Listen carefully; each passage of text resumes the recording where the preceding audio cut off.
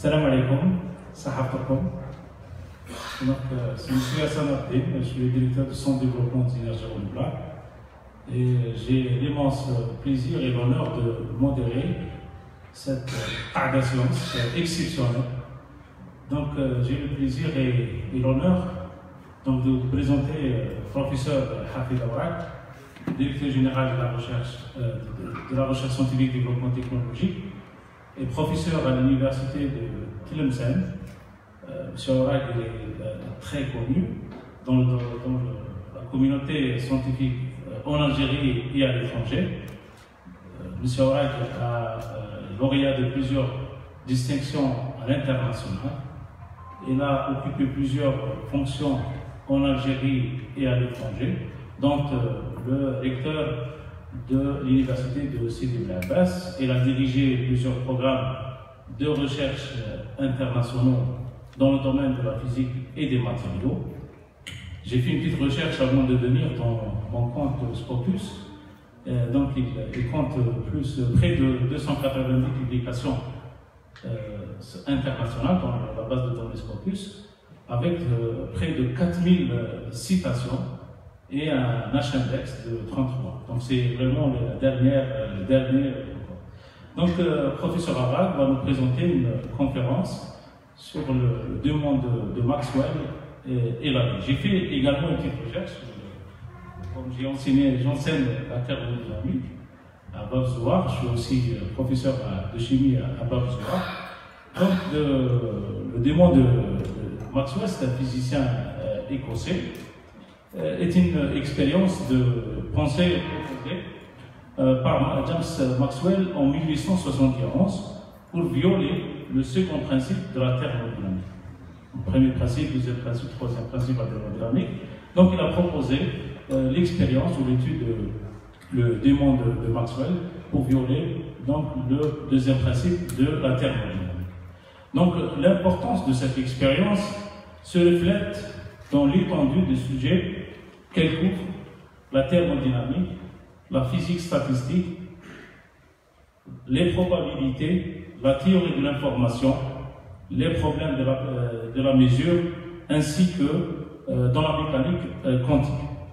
L'expérience de Démon a profité à la science tant au niveau de l'introduction des nouveaux concepts en physique qu'en compréhension plus profondue du monde que nous entoure et des lois que nous utilisons pour le décrire.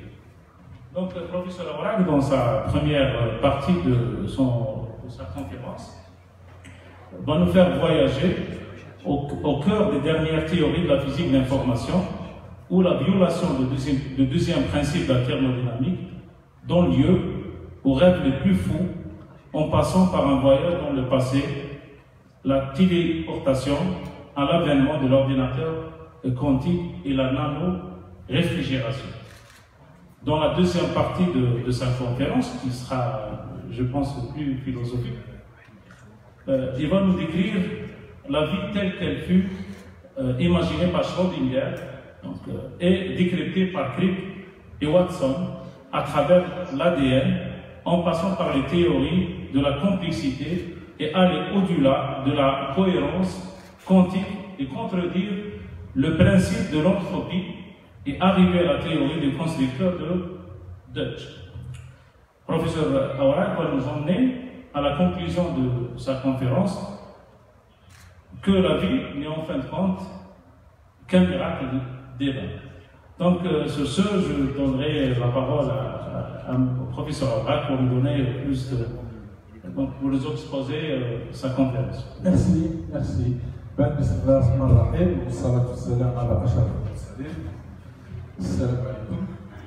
Donc, je vous remercie d'être parmi nous aujourd'hui.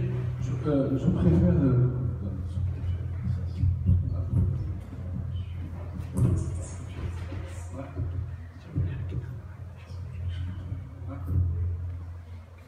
Alors, donc j'ai dit, on va parler essentiellement aujourd'hui de choses qui sont un peu philosophiques et un peu de sciences dures Et donc nous allons voyager ensemble à travers ce que j'ai appelé moi le démon de Maxwell et la vie. Bon, on va arriver à c'est quoi le démon de Maxwell plus tard, mais auparavant je voudrais aborder les choses qui sont très complexes au départ. Je vais introduire plusieurs concepts, peut-être nouveaux pour vous, mais je vais essayer d'être le plus simple possible pour que vous compreniez un peu ces principes-là.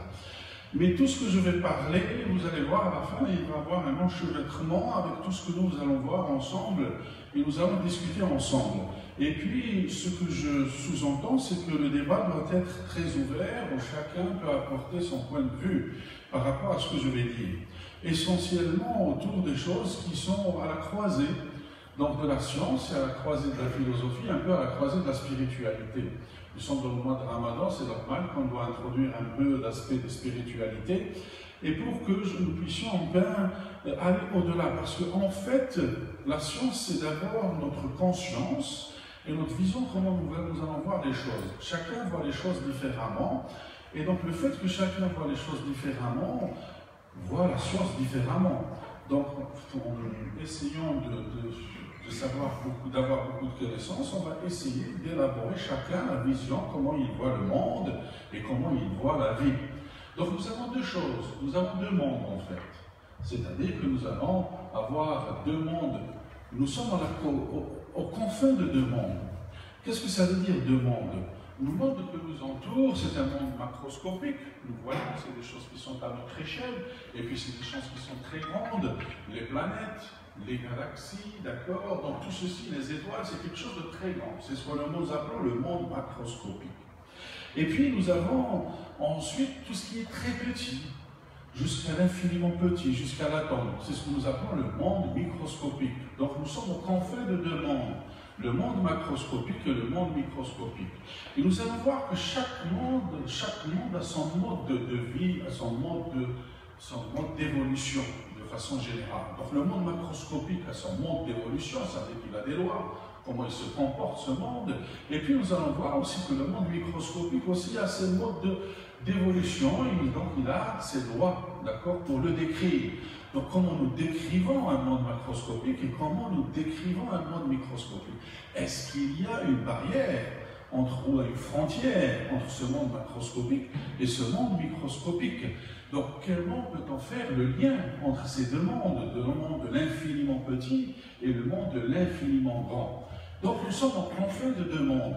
Et puis nous avons aussi deux autres mondes, d'accord, qui sont dans l'infiniment petit ou dans l'infiniment grand, tout ce qui vit et tout ce qui ne vit pas.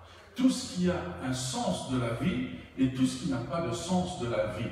Donc dans ce monde, nous avons deux choses. Nous avons des êtres vivants et puis nous avons de la matière inerte, de la matière qui ne vit pas. Donc là aussi, nous sommes dans deux mondes différents.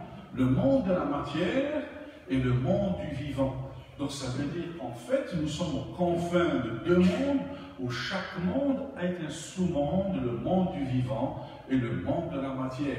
Donc c'est ce que nous appelons, c'est ce que je vais dire, nous sommes aux confins des mondes, et le fait que nous sommes dans les confins du monde, comment allons-nous nous adapter et établir de la science par rapport à tous ces mondes-là? Et donc, le départ a été, pour essayer de comprendre tout ceci, ce personnage que vous voyez ici est un prix Nobel. C'est le prix Nobel de physique en 1998, d'accord? Parce qu'il a essayé, Loveling, donc il a essayé ce prix Nobel de physique, il a essayé de comprendre le monde. Comment il a vu ce monde et quelle est sa vision de ce monde. Pour lui, le monde est quelque chose d'extraordinaire. Le monde est une notion d'émergence. Et nous allons revenir sur cette notion d'émergence, l'émergence.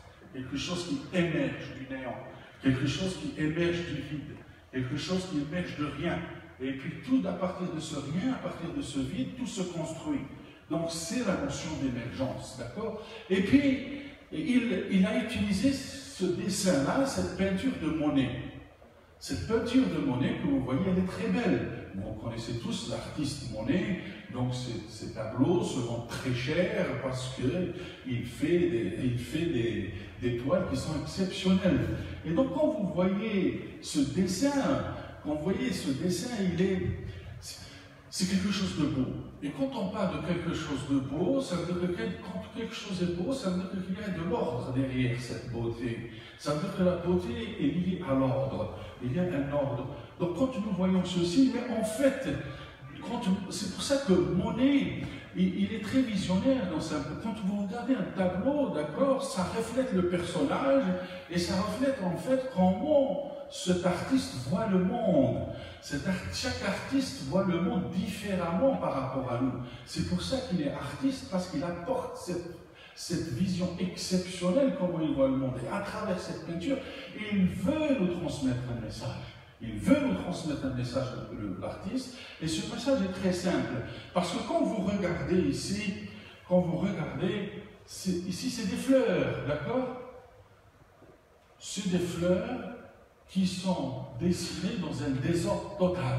Donc quand Monet a dessiné cette peinture, il a dessiné des fleurs qui sont dans un désordre total. Mais quand je la prends tout entière, il y a un ordre total.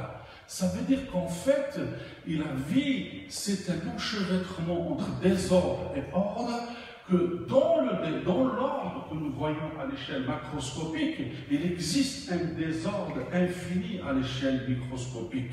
Ça veut dire que quelque chose qui est ordonné à l'échelle macroscopique par rapport à ce que nous voyons, et nous voyons la chose qui est belle, qui est ordonnée, qui est magnifique, mais en fait, si nous regardons dans l'infiniment petit, nous allons regarder qu'il y a un désordre total.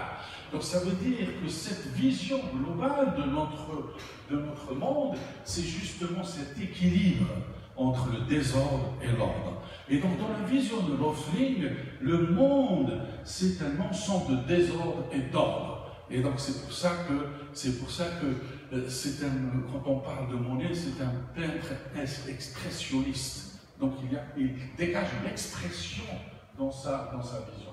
Donc en fait, on reviendra sur cette perfection émergente, parce que quand on voit le monde, il est tellement parfait, mais c'est extraordinaire comment les gens sont agencés. Mais nous allons revoir qu'en fait, nous allons introduire deux grandeurs. Et tout au long de cet exposé, nous allons parler de ces deux grandeurs, l'ordre et le désordre. Donc nous allons faire cet équilibre des choses entre le désordre et l'ordre, et comment, donc à partir de cet ordre ou à partir de ce désordre, nous pouvons expliquer. Et puis, nous allons introduire une mesure. Est-ce que l'ordre se mesure ou est-ce que le désordre se mesure?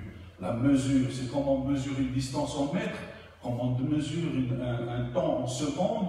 Nous allons voir aussi que l'ordre et le désordre, on le mesure. Il a une unité de mesure, ce désordre-là. Donc voilà un peu, c'est pour ça que je voulais introduire ceci. Donc comme je dis, 4 notions que nous allons voir aujourd'hui ensemble.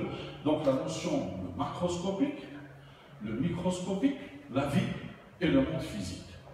Donc voilà un peu, nous allons ensemble voyager dans ce monde-là, donc du monde macroscopique au monde microscopique et du monde physique au monde du vivant. Alors je continue par rapport à cela et je vais revenir à quelques notions de base, parce qu'avant d'entamer notre voyage, nous devons tous connaître quelques notions de base. Quelques notions de base, c'est-à-dire qui ont fait qu'aujourd'hui, nous puissions décrire les choses. Nous puissions décrire les événements, nous puissions décrire les phénomènes, quand il y a le vent, quand il y a la pluie, d'accord, quand on a froid, quand on a chaud. Donc ça veut dire que tous ces événements que nous voyons, tous ces phénomènes qui sont autour de nous, nous devons les expliquer. Et comment les expliquer? En premier lieu, nous devons les décrire. On n'explique pas les choses, on les décrit. Ça veut dire que chacun décrit ces phénomènes, mais ils ne peuvent pas expliquer. Nous verrons plus tard pourquoi on ne peut pas expliquer les choses. Nous ne pouvons que décrire les choses. Et donc, à travers ceci, nous avons besoin d'outils pour pouvoir décrire ce monde. Et ces outils pour décrire ce monde, on les appelle des lois. Donc, les lois qui régissent cet univers, les lois qui régissent ce monde du vivant, les lois qui régissent ce monde macroscopique, ces lois qui régissent ce monde microscopique. Donc, nous avons besoin de ces lois-là. Donc, c'est ces lois-là qui régissent cet univers, parce que nous baignons dans un univers, et puisque nous baignons dans un univers, donc il doit être régulé par rapport à des lois. Donc ça veut dire que ces lois-là, nous devons connaître des choses par rapport à ces lois-là. Qu'est-ce qui change et qu'est-ce qui ne change pas dans ce monde-là? Qu'est-ce qui change et qu'est-ce qui ne se change pas dans cet univers dans lequel nous existons? Alors, si nous supposons que notre univers est un système fermé, ça veut dire que notre univers est quelque chose de fermé. C'est une boîte qui est fermée et qui n'a pas de relation avec un autre monde, avec un autre univers, d'accord? Ça veut dire que notre univers est fermé, il n'a pas de relation avec l'univers. Ça veut dire que nous considérons qu'il n'existe qu'un seul univers. Il n'existe pas plusieurs univers. Et nous allons voir plus tard qu'il y a des théories qui disent qu'il y a plusieurs univers qui sont en parallèle. Mais supposons que notre univers est unique, d'accord? Donc ça veut dire qu'il est fermé. S'il est unique, il a des frontières, il est fermé. Alors ça veut dire que si il est fermé, ça veut dire qu'il y a des grandeurs qui ne changent pas. Tout système fermé implique qu'il y a des grandeurs qui ne changent pas, ni dans le temps, ni dans l'espace, ni dans une direction donnée.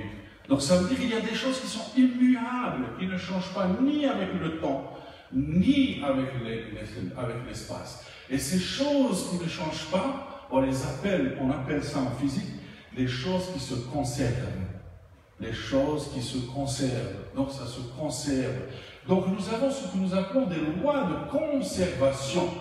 C'est des lois qui font que les choses se conservent dans cet univers qui ne changent pas. D'accord?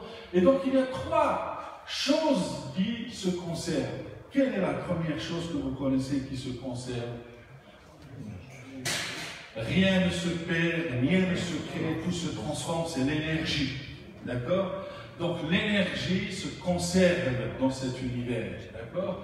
L'énergie se conserve. Donc nous avons trois grandeurs qui se conservent dans cet univers. Nous avons l'énergie qui se conserve.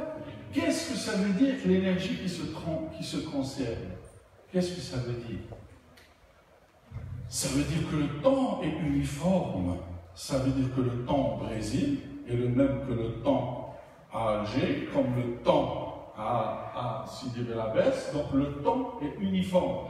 Ça veut dire que si vous faites une expérience ici à Alger, si vous répétez cette expérience,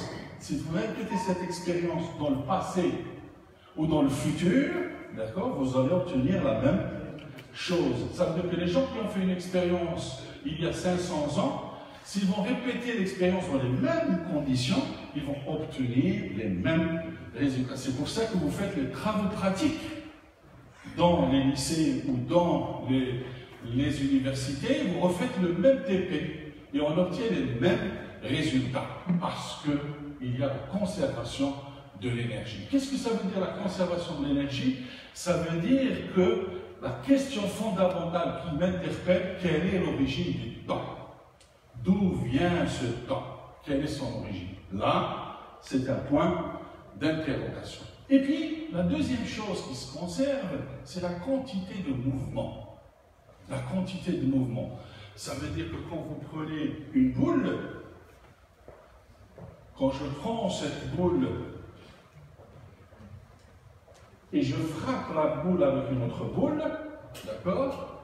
Qu'est-ce que je mesure? Ça veut dire que cette boule a fait un petit chemin avec une certaine vitesse. L'autre boule a fait un petit chemin avec une autre vitesse. Le produit de la masse pour la vitesse s'appelle la quantité de mouvement. Ça veut dire que si je fais la somme des deux quantités de mouvement, elle est constante, elle ne change pas. C'est ça la conservation de la quantité de mouvement. Et qu'est-ce que ça veut dire la conservation de la quantité de mouvement? Ça veut dire que l'espace est uniforme.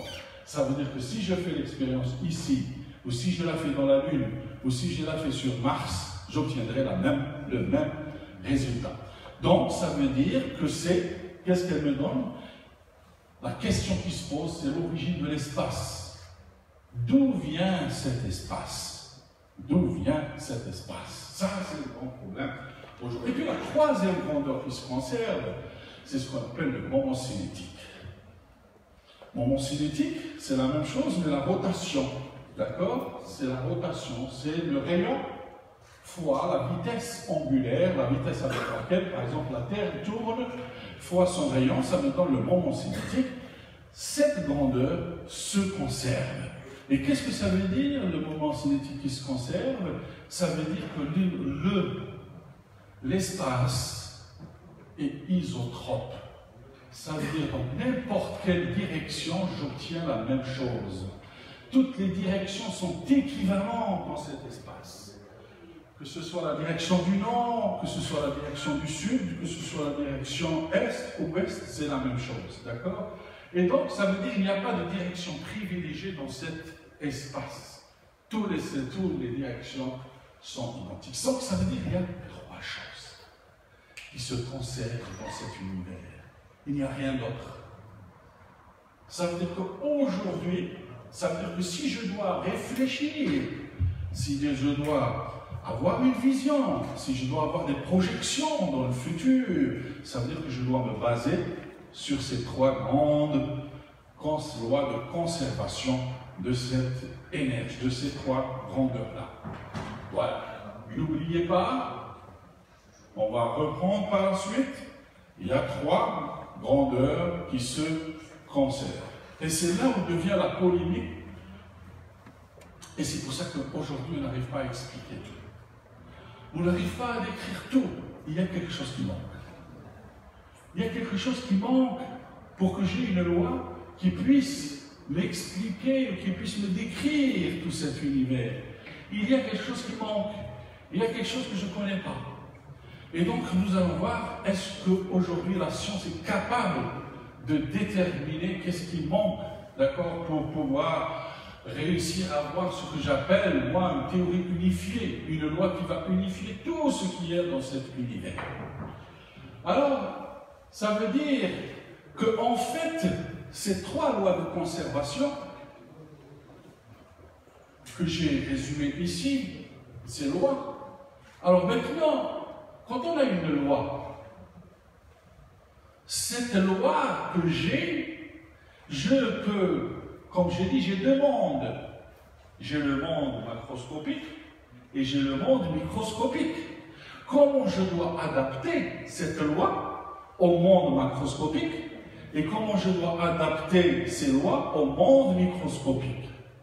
Pour pouvoir adapter une loi à certaines conditions, ça veut dire que le monde macroscopique, ça veut dire que c'est des conditions du monde macroscopique. Ça veut dire comment je dois adapter ces lois au monde microscopique, ça veut dire c'est comment ces lois, je dois les utiliser dans le monde microscopique.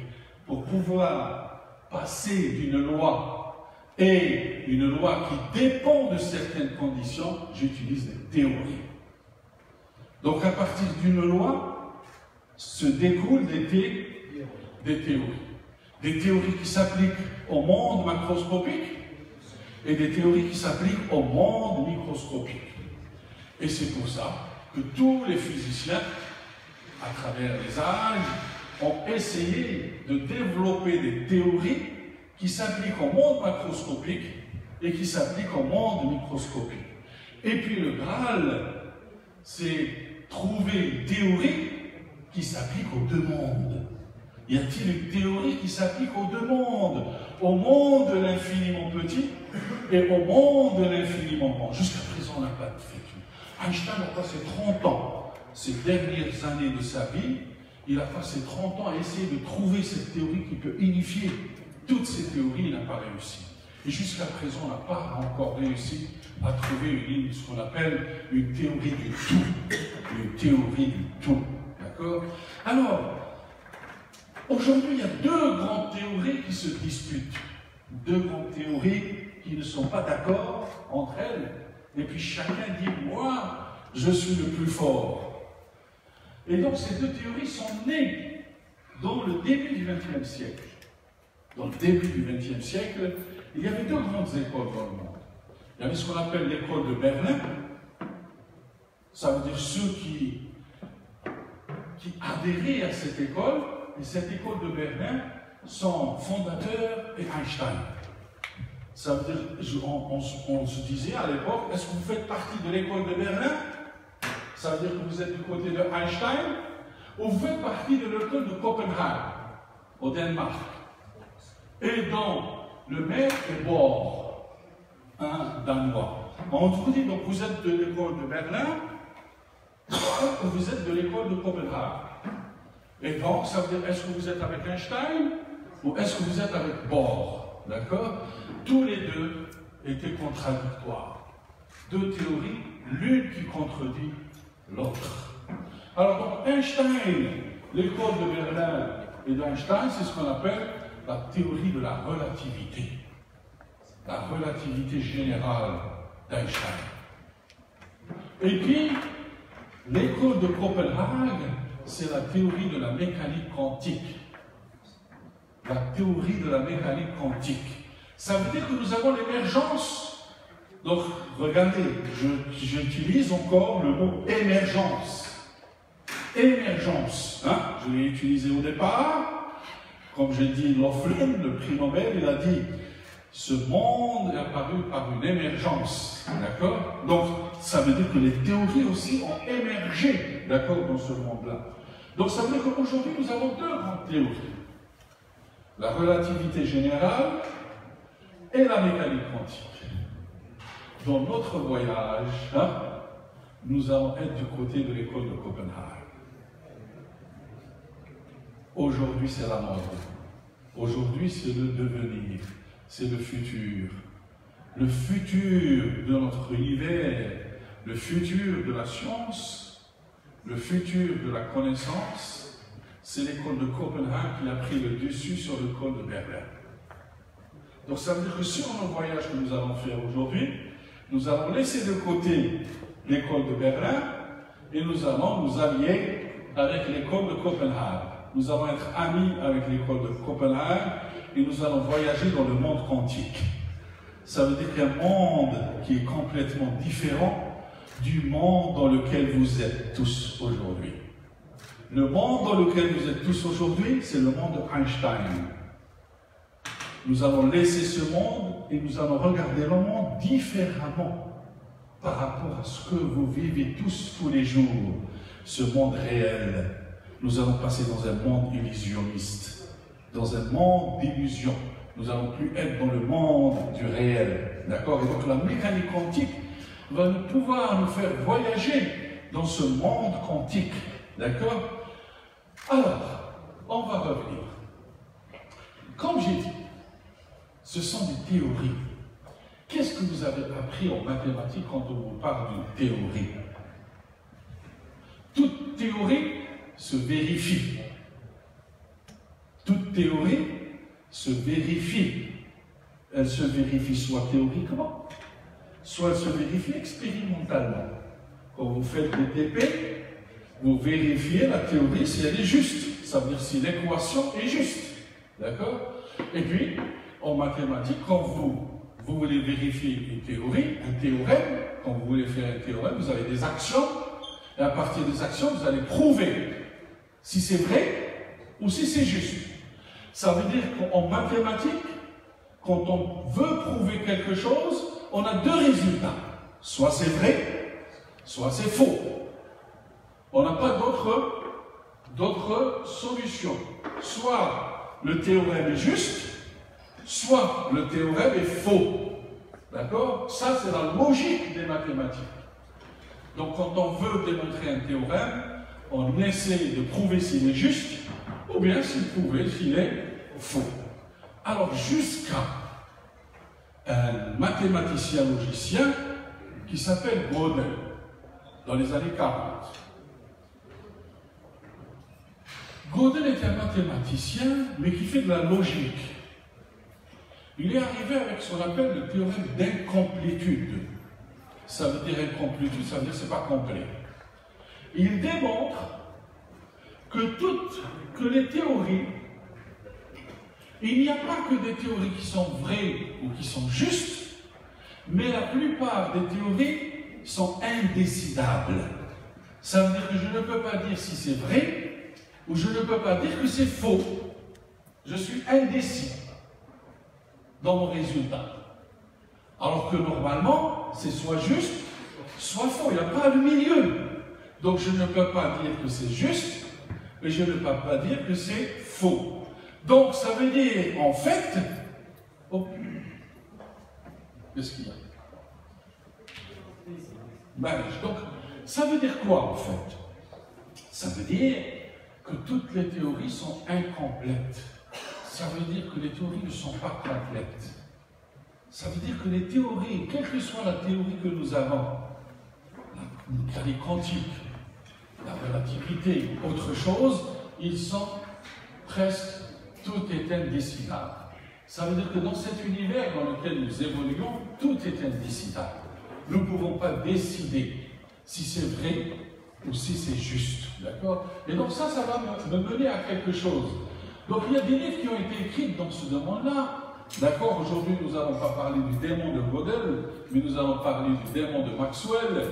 Mais il y a aussi le démon de Gödel. C'est un démon parce qu'il est arrivé avec quelque chose en contredisant tout le monde, en disant il y a des choses qui ne sont ni vraies, ni faux, on est indécis, on ne peut pas donner notre avis.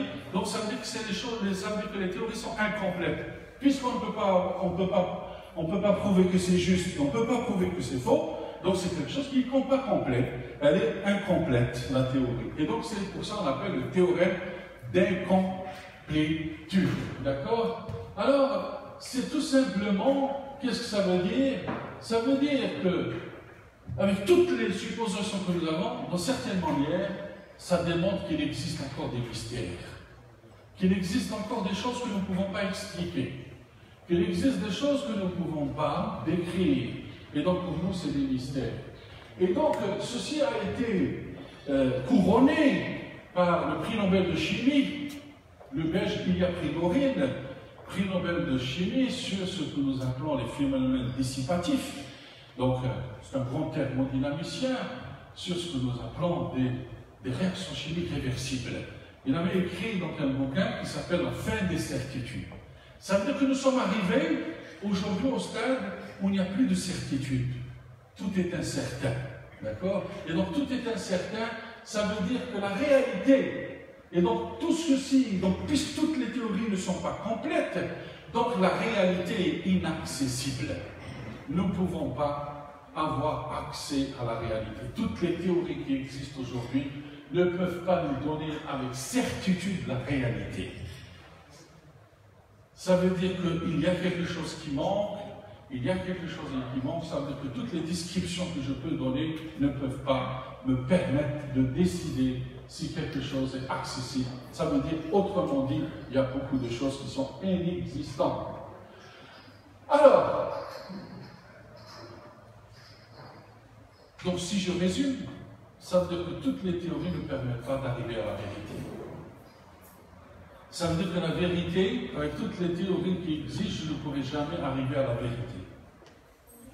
La vérité de ce monde, la vérité, d'accord, de cet univers dans lequel nous évoluons. Et donc, ça veut dire que si je n'arrive pas à trouver la vérité, ça veut dire que la vérité est extérieure à ce monde. Puisque dans le monde où je suis, je n'arrive pas à trouver la vérité. Ça veut dire la vérité est ailleurs, elle n'est pas dans ce monde. Ça veut dire que la vérité est extérieure à ce monde, elle n'est pas dans ce monde. Il faut aller chercher cette vérité en dehors de notre monde. Puisque dans notre monde, je suis indécis et je n'arrive pas à l'expliquer. Alors, de façon globale, ça veut dire que notre monde, il est fait de quoi? Il est fait d'espace et de temps. L'espace et le temps. Et donc ce monde qui est... Donc si nous ne pouvons pas avoir la vérité dans ce monde temporel et spatial, puisque nous sommes dans un monde régi par un espace et par un temps, puisque je ne peux pas trouver la vérité dans ce monde, et ce monde se trouve dans un monde extérieur à ce monde. Ça veut dire dans un monde qui est aspatial et qui est atemporel. Ça veut dire dans un monde où l'espace n'existe pas, où le temps n'existe pas. C'est Dieu. Il n'y a pas autre chose. Donc la vérité est détenue par Dieu, il n'y a personne qui peut détenir la vérité. Et donc c'est celui qui est à l'extérieur de ce monde-là et qui sait la vérité. Voilà un peu ce théorème d'incomplétude, il est très profond philosophiquement, il est très profond de point de vue explication, description des mondes, description des choses. Alors, voilà la première partie. Nous avons parlé de ce monde. Hein? Ça veut dire que j'arrive à la conclusion que toutes les théories pour savoir la vérité sur ce monde sont incomplètes. Ça veut dire que la vérité absolue, je ne peux pas la savoir. Et je serai toujours indécis dans mes prises de décision. Ça veut dire que je ne serai pas sûr de mes résultats, je serai toujours indécis. Alors maintenant, je vais passer à autre chose. Je reviens dans le monde réel. Je reviens dans le monde réel et on va parler de thermodynamique. On va parler de thermodynamique. Quand on parle de thermodynamique, automatiquement, on sous-entend la chaleur, l'énergie, le travail. Hein? Le travail, l'énergie, la chaleur. Ça veut dire que si je cours, je fais un travail, je dégage de l'énergie, cette énergie se dégage sous forme de chaleur. D'accord? Donc ça veut dire que l'énergie, elle se dégage sous deux formes. Soit sous forme de chaleur, soit sous forme de travail. Donc ça veut dire que pour moi, ça veut dire que la thermodynamique, c'est celle qui va régir, d'accord, cet échange. Cet échange, chaleur, travail, énergie, chaleur, etc. Donc quel est ceci? Et puis, et c'est pour ça que j'ai dit aujourd'hui, la thermodynamique, je me pose la question, et on va se poser à la fin, quand je vais terminer cet exposé, de me dire, est-ce que la thermodynamique est la science du futur ou non? Est-ce que la thermodynamique va nous permettre de combler ces vides et de combler ces lacunes que nous avons dans l'explication de cet univers et dans la description de cet univers? Alors, vous savez, la vie, quand la vie se met en place, ou quand les processus se mettent en place, ou quand un monde physique se met en place, d'accord, il se fait par ce que nous appelons de processus. Un processus, c'est-à-dire un processus comment la cellule se forme, d'accord, comment un embryon se forme, d'accord, comment il y a un dégagement de chaleur, comment une pompe fonctionne. Donc c'est un processus, d'accord. Et donc le monde est régi par deux types de processus. Les processus spontanés et les processus non spontanés. Ça veut dire quoi un processus spontané? Un processus spontané, c'est quelque chose qui se produit naturellement. Naturellement. Ça veut dire que si naturellement, ça veut dire que j'ai un thé qui est chaud, si je le laisse, il va refroidir. C'est un processus spontané. Il se produit naturellement, je n'ai rien fait. D'accord? Pour le faire. C'est ce qu'on appelle un processus spontané. Et puis vous avez les processus non spontanés. Ça veut dire les processus non spontanés, c'est qui ne se produit pas naturellement. Par exemple, un réfrigérateur, hein, il ne peut pas refroidir de l'eau si je ne les mets pas dans la prise. Je ne lui mets pas de l'énergie extérieure. Ça veut dire qu'il y a quelque chose d'extérieur que j'ajoute pour que le processus se passe. D'accord? Donc, c'est ce que j'appelle des processus non spontanés. Donc, ça veut dire que j'ai deux types de processus dans la vie. Des processus spontanés qui se passent naturellement et des processus non spontanés où il faut une action extérieure pour qu'ils se produisent. Donc la thermodynamique va gérer essentiellement les processus spontanés et les processus non spontanés. Alors, je vais vous prendre des exemples. Une chute d'eau, l'eau tombe toujours, elle ne remonte jamais. Si j'ai une chute, l'eau va tomber, mais elle ne pourra jamais remonter. Ça, c'est un processus spontané. Pour la faire remonter, il faut que je fasse une pompe, donc je lui donne de l'énergie pour pouvoir la faire remonter. D'accord? Si un cube de sucre se dissout dans un verre, je mets un sucre dans de l'eau, il va se dissoudre, c'est un processus spontané. Donc ça, c'est des exemples de processus spontanés.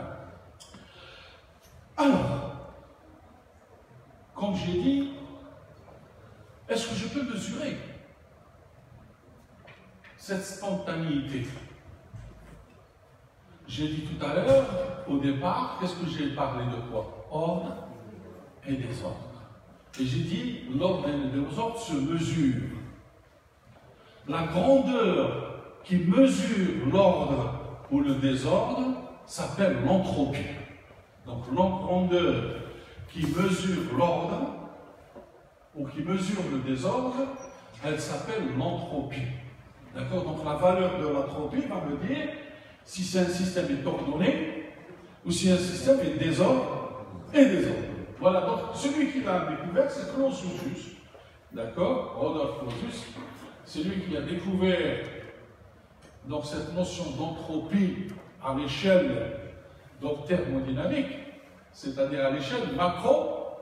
Ça, c'est à l'échelle macroscopique, parce qu'on va voir, il y a l'analogue dans le monde microscopique. Là, nous parlons du monde macroscopique, c'est Clausius. D'accord? Rodolphe Clausius, qui a défini la notion de l'entropie. Comme vous voyez, l'entropie, c'est quoi? C'est la quantité de chaleur sur la température. Alors, cette entropie, comme vous voyez, ça veut dire que plus le désordre est grand, plus l'entropie sera grande. Plus il y a de désordre, plus S a une valeur maximale. Donc, plus le désordre augmente, plus S est grand. D'accord? Plus S est petit, plus le système est désordonné, tend vers l'ordre. Plus S est petit, plus il tend vers l'ordre. Plus S est grand, plus le système va vers le désordre. D'accord? Le sens augmente, c'est le désordre. Le sens diminue, c'est l'ordre. Bas. Mais, dans l'univers dans lequel nous sommes, il y a la flèche du temps. Le temps s'écoule dans un sens. Il ne s'écoule pas dans les deux sens. Je ne peux pas revenir dans le passé. D'accord? Je ne peux pas revenir dans le passé. Je suis dans le présent. Je ne sais pas le futur, il est comment. D'accord? Et je ne sais pas, et je ne peux pas revenir, le passé est passé, mais je ne peux pas revenir dans le passé, parce que le temps s'écoule dans un sens. On dit il y a la flèche du temps. Ça veut dire que l'entropie suit la flèche du temps. L'entropie suit la flèche du temps. Ça veut dire quoi? Ça veut dire que dans cet univers, le désordre ne fait qu'augmenter. Dans cet univers, le désordre ne fait qu'augmenter. D'accord? Le désordre ne diminue pas. L'entropie ne diminue pas. L'entropie ne fait que croître. L'entropie ne décroît pas. L'entropie ne décroît pas. Et ça, c'est le deuxième principe de la thermodynamique. Le deuxième principe de la thermodynamique, l'entropie de l'univers augmente dans un processus spontané, reste inchangé dans un processus d'équilibre. Quand je suis à l'équilibre, le delta S est égal à 0. Si je sors de l'équilibre, le delta S ne fait que augmenter. Ça veut dire que dans cet univers, l'entropie de cet univers ne fait qu'augmenter. Voilà, nous sommes dans la première interrogation que nous allons nous poser. Pourquoi l'entropie ne fait qu'augmenter? D'accord? Parce que, pourquoi? Parce que je ne peux pas revenir dans le passé. Je ne peux pas. Donc, de l'eau, si vous prenez une tasse de café qui est chaude, elle refroidit, mais elle ne peut pas se réchauffer toute seule spontanément. Il faut la réchauffer, d'accord? Il faut lui apporter de l'énergie extérieure pour pouvoir qu'elle se réchauffe, d'accord? Mais un processus spontané, toujours quelque chose va du chaud vers le froid. Donc toujours la chaleur suit la flèche du temps. La chaleur va toujours du chaud vers le froid et jamais du froid vers le chaud. Ça, c'est pourquoi? Parce qu'il y a la flèche du temps. Parce que le désordre ne fait qu'augmenter, d'accord? L'entropie ne fait qu'augmenter. Donc c'est la flèche, d'accord, de l'entropie qui va dans un sens. L'entropie ne va pas dans l'autre sens. Gardez en mémoire ceci. L'entropie ne fait que croître. Parfait? Alors, maintenant, si je passe au monde microscopique, ça c'est dans le monde macroscopique, ce que je vois. L'eau se refroidit, l'eau tombe du chute, ça c'est dans le monde macroscopique. Mais si je vais dans le monde microscopique, c'est un physicien très visionnaire, Boltzmann, autrichien, que vous voyez ici. En 1872, il a fait cette formule-là que vous voyez ici. L'entropie égale une constante, qu'on appelle la constante de Boltzmann, fois la distribution des états microscopiques dans la matière.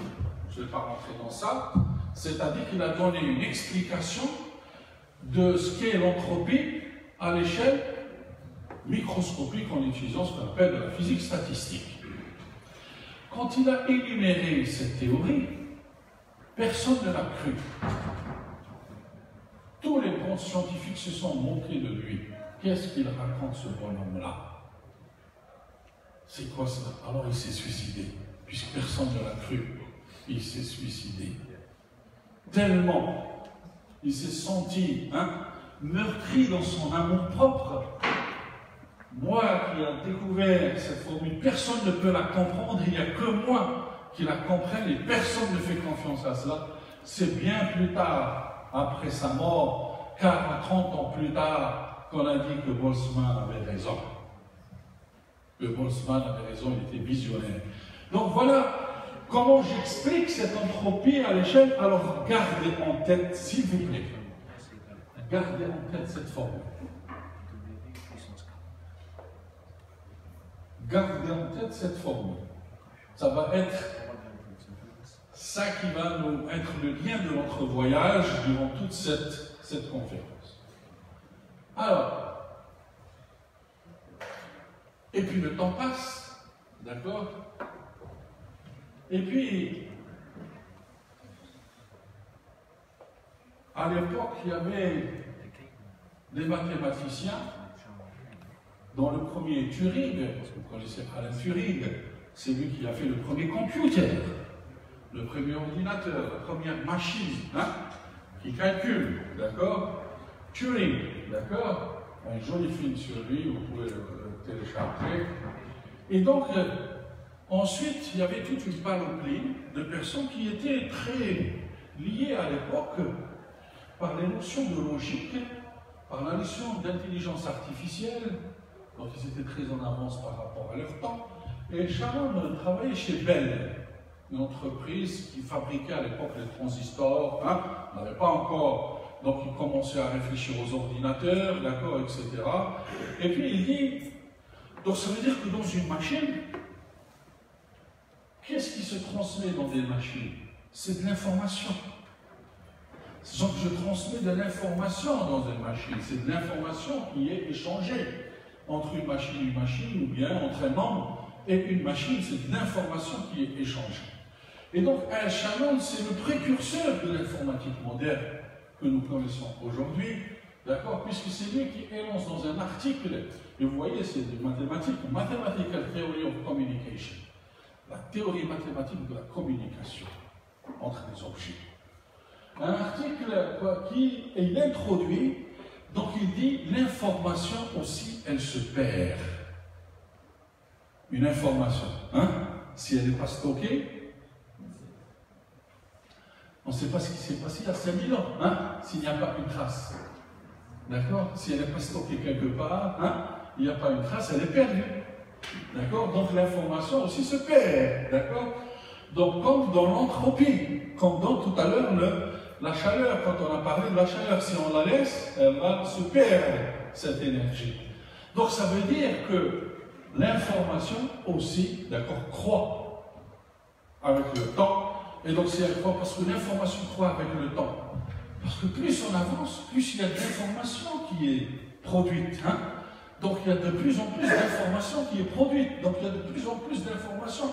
Il y a une quantité, des temps d'informations qui se produisent. Donc l'information ne fait que croître. Donc l'entropie ne fait que croître. Donc on mesure la quantité d'informations. Ça veut dire que l'entropie tout à l'heure, c'était la mesure de l'ordre et du désordre dans le monde donc, physique. Et dans le monde de l'information, l'entropie, c'est la mesure de la quantité d'informations. Donc plus S est grand, et donc regardez, il a introduit ici, basé sur, regardez, S égale K log de W. L'entropie, pour un système microscopique, c'est constante de Boltzmann, W, la densité, la distribution des états. Et donc lui, voilà, I, K log de P. D'accord? Donc l'information est égale à une constante fois l'organe d'une probabilité.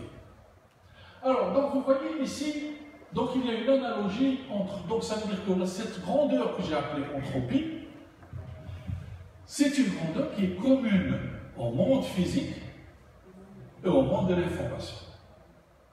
Donc l'entropie, cette grandeur mesurable, est commune au monde physique et au monde de l'information. Et c'est ça qui va nous permettre de continuer notre voyage. N'oubliez pas, l'entropie est une grandeur commune au monde de la physique et commune au monde de l'information, donc au monde de la communication. Donc l'entropie, c'est cette grandeur qui va nous permettre d'établir un lien entre le monde physique et le monde de l'information. N'oubliez pas, l'entropie va nous permettre de faire ce lien entre le monde physique et le monde de la communication. Et c'est lui qui a introduit la notion de bit. La mesure de l'information se mesure par le bit. La quantité d'information se mesure par le bit. Ça veut dire c'est 10 bits, 20 mégabits, 20 gigabits. Donc quand vous achetez une clé USB, c'est la quantité d'information qu'elle peut stocker. C'est combien de bits elle peut stocker. C'est comme le mètre. C'est l'unité de mesure de l'information. Donc le bit est l'unité de mesure de l'information. Donc ça veut dire, quand j'achète une mémoire, c'est combien d'informations je peux stocker dans ma mémoire. D'accord? Donc c'est pour ça qu'il a introduit cette notion de bit.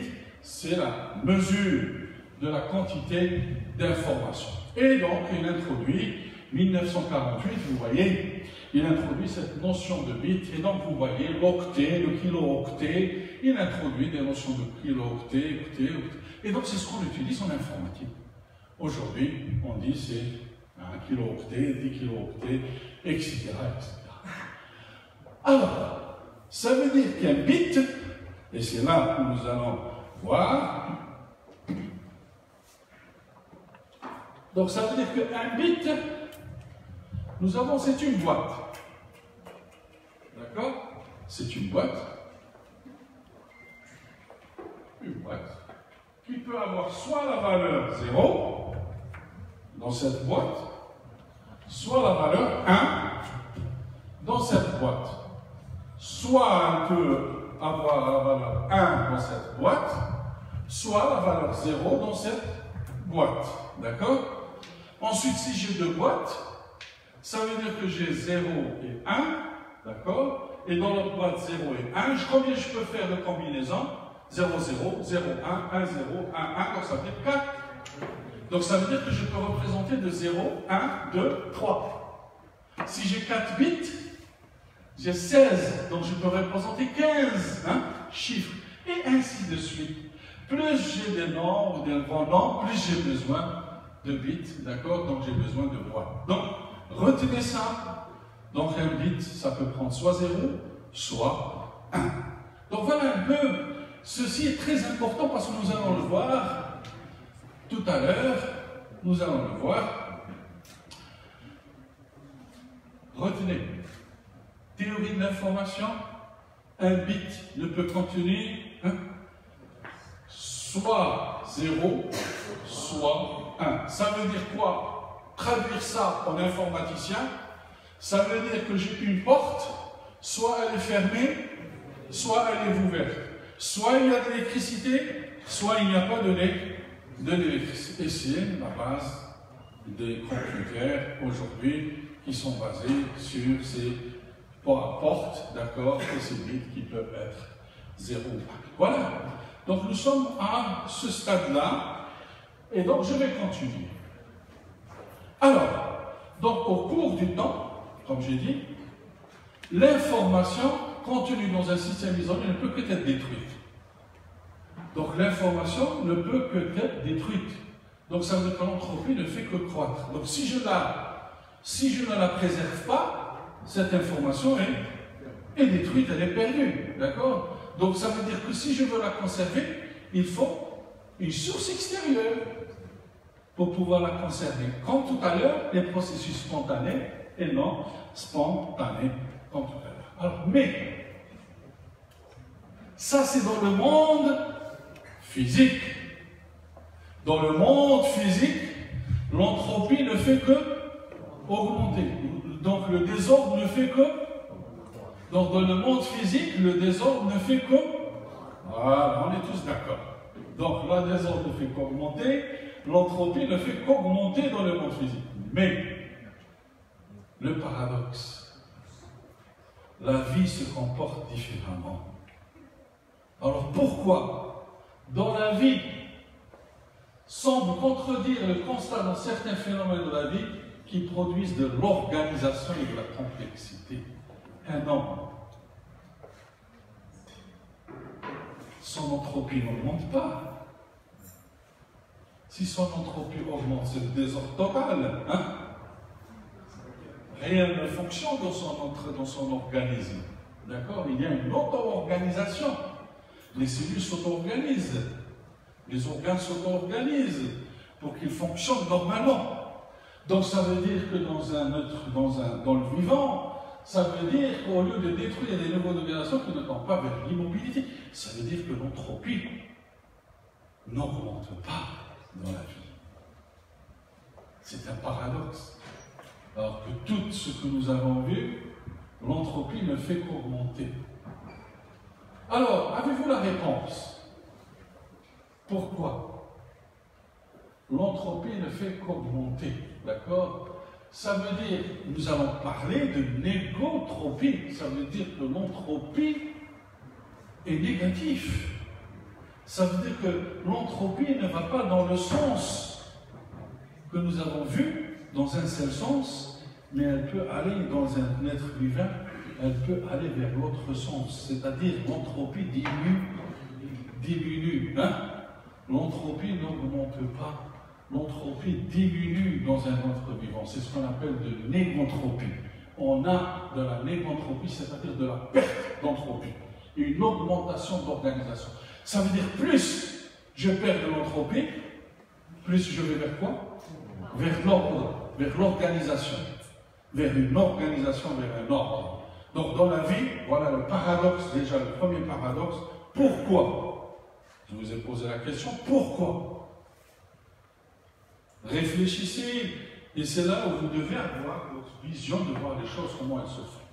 Alors, pour expliquer ceci, il faut d'abord se poser la question, c'est quoi la vie? Que représente la vie? Est-ce que chacun...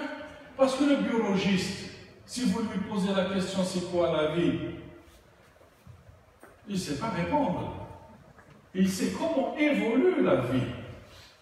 Comment la vie évolue. Hein? Mais qu'est-ce que la vie? Il ne répondra pas, malgré qu'il a son terrain d'étude, c'est la vie. Donc le biologiste ne saura jamais répondre à vous dire c'est quoi la vie. Il vous dira la vie se déroule comment? Comment la vie, le processus se évolue dans le temps ou dans l'espace. Et donc, la vie c'est quoi? Ça veut dire que d'abord, elle s'alimente. La vie, il faut l'alimenter. Il faut de l'énergie et elle se reproduit. La vie s'alimente, elle a besoin d'énergie et elle se reproduit. Ça veut dire que si je dis qu'est-ce que la vie, c'est tout système qui s'alimente, tout système qui produit ou qui absorbe de l'énergie, et tout système qui se reproduit. Tout système qui se reproduit. La vie se reproduit. Elle n'est pas immobile. Elle n'est pas immobile. Donc, je prends l'exemple, par exemple. 3 choses qu'on n'arrive pas à expliquer jusqu'à aujourd'hui. dans la vie. La photosynthèse. La photosynthèse, un biologiste, il va vous l'expliquer. C'est quoi la photosynthèse, d'accord? Le jour, la plante elle absorbe la lumière, elle transforme le gaz carbonique en oxygène, d'accord? Ceci. Mais il y a des choses qu'on n'arrive pas à expliquer. La photosynthèse, c'est le meilleur panneau solaire au monde. Il y a un rendement de 100%. Il convertit 100% de l'énergie solaire en chaleur. C'est extraordinaire. Ça veut dire que le meilleur panneau solaire, c'est la photosynthèse. Mais on n'arrive pas à l'expliquer. Pourquoi? C'est une énigme. La deuxième chose dans la vie, l'efficacité de l'activité enzymatique. Pourquoi les enzymes sont les meilleurs catalyseurs dans le monde pour accélérer le processus chimique, des réactions chimiques dans le corps humain? Et puis le troisième, l'incroyable stabilité de l'ADN. Qu'est-ce que ça veut dire, l'incroyable stabilité de l'ADN? L'ADN, elle porte l'information génétique de chaque être humain. L'ADN, c'est elle qui porte l'information génétique de chaque être humain. D'accord? Et c'est pour ça que sur des fossiles qui datent de 20 000 ans, 30 000 ans, 50 000 ans, on peut retrouver l'ADN. Et à partir de l'ADN, on retrouve donc toute l'évolution de l'espèce. Donc ça veut dire, quand je dis la stabilité, ça veut dire que c'est la meilleure mémoire au monde. C'est une mémoire qui ne s'oublie jamais, qui ne se perd jamais, quels que soient les temps, des milliards d'années passent, mais l'information reste toujours codée dans l'ADN. Alors que la meilleure mémoire au monde physique, 30 ans, 40 ans, la mémoire, je la jette, elle est plus durable, et donc elle ne peut plus conserver de l'information. Un CD, au-delà de 20 jours, de 10 mois, de 1 an, de 20 ans, vous allez le mettre dans votre ordinateur pour lire, il est endommagé. La mémoire est endommagée. Donc, et c'est ça ce que j'appelle l'incroyable stabilité de l'ADN pour mémoriser de l'information. Jusqu'à présent, on n'arrive pas à le comprendre. Toujours l'information. Ça veut dire que tout ce que j'ai dit, donc la vie, c'est quoi? C'est de l'information, c'est de la reproduction de l'information, c'est de l'édition de l'information, c'est l'écriture et l'effacement de l'information. Donc c'est comme un ordinateur. Donc ça veut dire que la vie fonctionne comme un ordinateur. Alors comme j'ai dit, supposons maintenant, on se pose la question, qu'est-ce que la vie, quelles sont ses origines et son histoire? Il y a un bouquin très étonnant qui s'appelle L'étonnant du vivant, où vous avez peut-être des questions sur tout ça, d'accord, tout ceci, mais ce qui est important dans tout ceci, c'est ces trois personnes-là. Trois personnes qui ont eu le prix Nobel, qui grâce à eux, on commence un peu à comprendre les processus biologiques, comment se fait la vie. Alors, ces trois personnes, un japonais et deux américains, Shimomura, Shanfi et Tsai, qui ont pris le prix Nobel de chimie en 2008, d'accord? Prix Nobel de chimie en 2008, parce que de la biologie, c'est de la chimie en premier lieu, d'accord? C'est des réactions, d'accord? Alors, ils ont découvert une protéine, ils ont eu le prix Nobel parce qu'ils ont découvert une protéine fluorescente. Ça veut dire qu'une protéine qui dégage de la lumière. Et qu'ils ont appelé ça la GFP, Green Fluorescent Protein. Dans une méduse, une des méduses, vous connaissez les méduses dans la mer, dans cette méduse, ils ont découvert une protéine qu'ils ont appelée la GFP, qui s'appelle le Green Fluorescent Protein, et qui a révolutionné l'observation des cellules au cours des 20 dernières années. C'est-à-dire, grâce à cette protéine, on arrive à suivre l'évolution des cellules dans un être humain, l'évolution des cellules dans un être humain, comment elles s'organisent, comment elles se reproduisent, comment elles font ceci, d'accord? Donc voilà un peu, c'est une avancée extraordinaire. Ça veut dire qu'aujourd'hui, on peut suivre les processus biologiques dans un être humain grâce à cette protéine, ceci. Donc ça a permis un peu de comprendre. Alors, qu'est-ce qu'ils font en fait?